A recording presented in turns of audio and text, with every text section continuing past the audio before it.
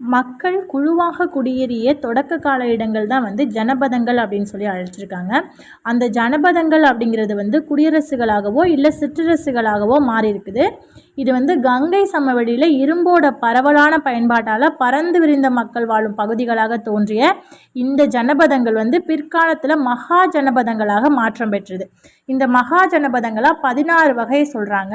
குரு, பாஞ்சாலம், அங்கம், மகதம், வஜ்ஜி, காசி, மல்லம், கோசலம், அவந்தி, சேதி, வத்சம், மத்சயம், சூரசேனம், அஸ்மகம், காந்தாரம் மற்றும் காம்போஜம். இது 16 மகா ஜனபதங்களாக அழைக்கப்படுது.